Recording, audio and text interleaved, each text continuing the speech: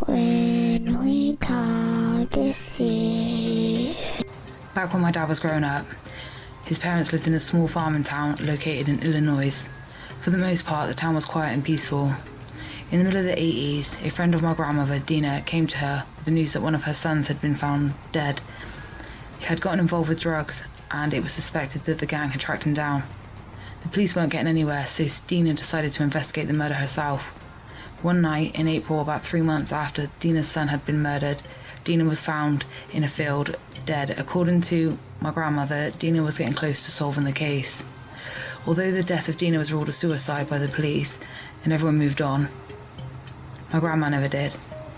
My grandma pretty much knew everything about the case, as Dina regularly updated her on the progress. So she picked up where Dina left off and started asking the folks around the town if they knew anything. One night my great-grandparents came home from a day in town. Great-grandma entered and the phone rang instantly. Not thinking anything of it, she answered it. On the other side was a man who said, "If you don't mind your own business, you'll end up in a field like your friend." Click. The next day my great-grandfather bought a gun. Looking back, it's creepy to think how that man called so quickly as they arrived home. I'm glad my great-grandma stopped searching into it, and my great-grandfather got a gun to protect them all. My great-grandparents lived a full life, and Dina's husband remarried and moved away. When we come to see. So this happened today, and it was incredibly strange, so I don't even know what to think of it. I'll give you a little background. I live in a city where hearing gunshots in the distance is pretty common, and the majority of the population is on government assist. I moved here about 3 years ago to get sober, got a job close by and found a dirty, cheap little cosy 2-bedroom apartment. Now the setup is a lot like a split level house, which my pervert landlord also lives in. My landlord has always been super fucking creepy. He and his wife have like 6 kids, 3 of which live in the same house. When I first moved in, he asked me to lunch, where he hit on me the entire time and told me that he liked to keep his business tenants away from his family because they don't need to be bothered with anything, and so to keep this just between me and him. I'm sure you can see where this is going.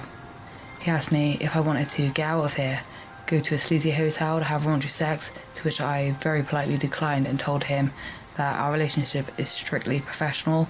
I was pretty sure at this point that he was going to drag me into an alley, rape and kill me, but I'm still here, so... Now, let's fast forward to today. Getting home from work, normally first order of business is to change out of my work clothes. This is the part where all the perverts come to draw. This is why I created a throwaway account. But what the fuck ever, this was so fucking unnerving, I just had to share it. So anyway, I'm changing out of my work clothes and I decided to put on some comfy cotton panties, which I never wear. They're kind of stuffed way down at the bottom of the drawers. I reached down into the drawers and pulled out the first pair. Dirty? What? I said to myself. Is that glitter? Well, that's super fucking weird, what the fuck? I threw them in the hamper and pulled out the next pair. Fucking glitter, what the fuck? Next pair. Glitter. Next pair. Same. 5 pairs of cotton panties later, all fucking glitter. Now, to paint this picture a little more vividly, the glitter is just in the crotch areas. There is literally no glitter anywhere else on the panties, or in the drawers, or on or in any of the other 16 pairs of panties in the same drawers. Also, let's get one thing straight. I am not a stripper. I don't wear any glitter, no glitter lotions, no glitter deodorants, no glitter tampons, no glitter clothes. These panties were folded, stuffed in the drawers, which had no other remnants of any other sort of glitter anywhere except in the crotch of those 5 specific pairs of folded up panties. What the fuck? Needless to say, I am noping the fuck out of this place as soon as possible. Second thoughts. As reality is setting back in, moving quickly is seeming like a less viable option. Plus, I think a little more time to catch him in the act would be very helpful for when I finally go to the police. When we come to see. So this happened about a week ago, around 2 AM. Anyway, just a bit of background. I live in the UK, I go to uni, I live in a fairly typical student house in a bad neighbourhood full of damp. Anyway, it's Easter holidays and over here we get 2 weeks off. There's normally 7 other guys here, but they've all gone home for the holidays. I don't have a lot of family and I had a ridiculous amount of work to catch up on, so I decided to stay here for Easter. Now, I do not care when I say this, but I hate being alone. Every little fucking noise freaks me out at night, and I'm 22 years old. Anyway, yesterday I set up camp in the living room doing work and headphones in. So there's a door from the living room that leads to the backyard, really small, with another door leading you to an even smaller alley.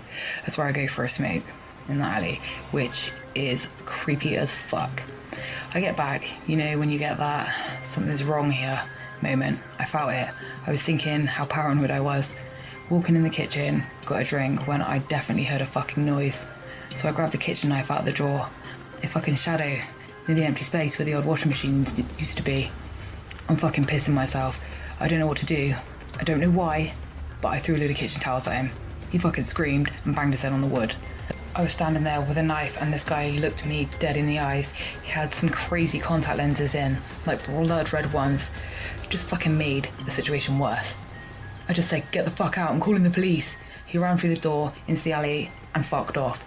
Rang the police, told them about it, completely forgot about the washing machine space. Showed the police where he came in. There was a fucking bag with 3 knives in it and lighter fluid. Safe to say, crazy-eyed guy, that's not me again. When we come to see. This happened about 2 years ago, when I was 27, my boyfriend was 28.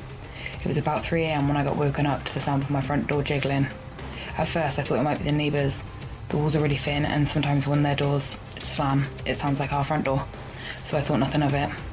But it started again, so I tried waking up my boyfriend, but he just grunted, it's nothing, go back to sleep.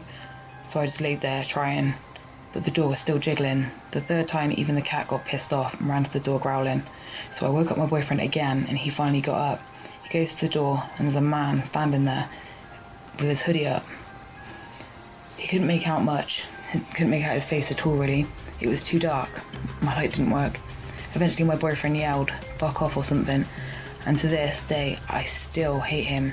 He opened the door and actually pushed me outside the door. What a dick. Thank fuck the guy had already took off. In fact, I think he took off because he heard my bloke's voice. Anyway, I know he has been watching me when I'm coming and going. Normally around this time, I'd be getting up for work, but I would be alone. When we come to see. This is a true story that happened to me when I was around 16 years old. I'm a female, just so you know.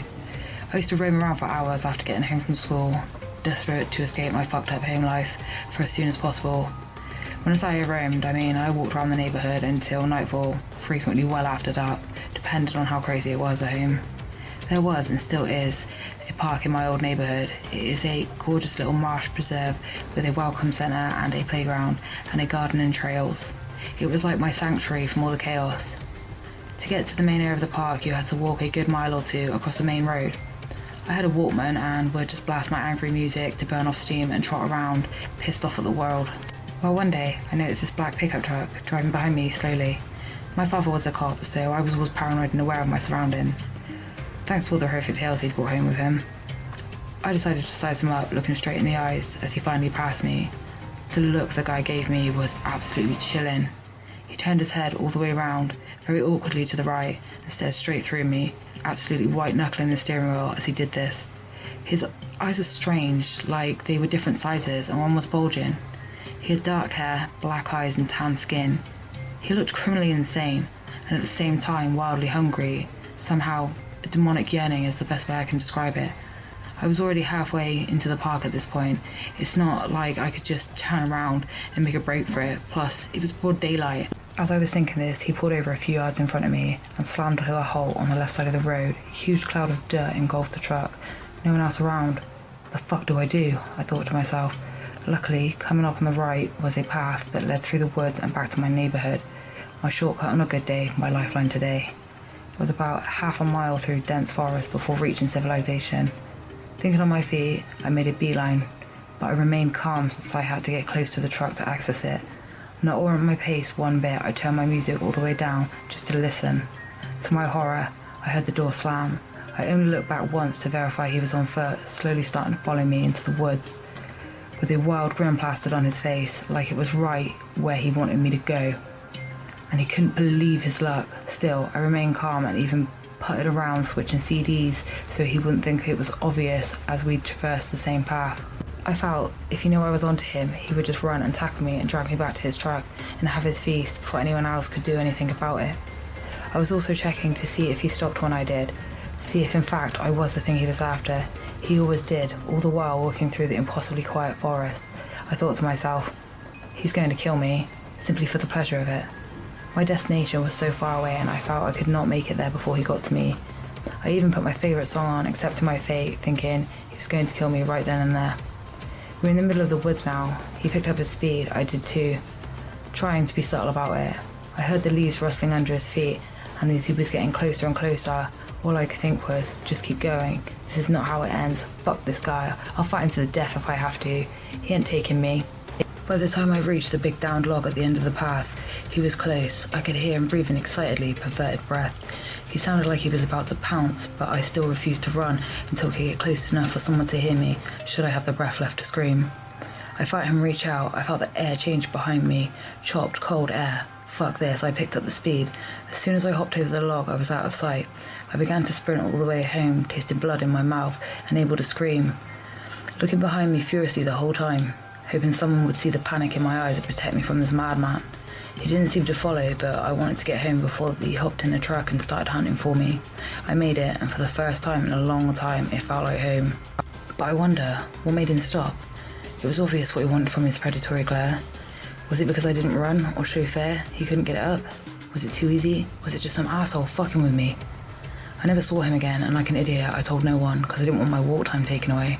I always carried a knife after that and can vividly recall being superstitious afterwards, kicking myself for all the times I'd wished to be kidnapped as a child and take me away from my messed up family. Be careful what you wish for. When we come to see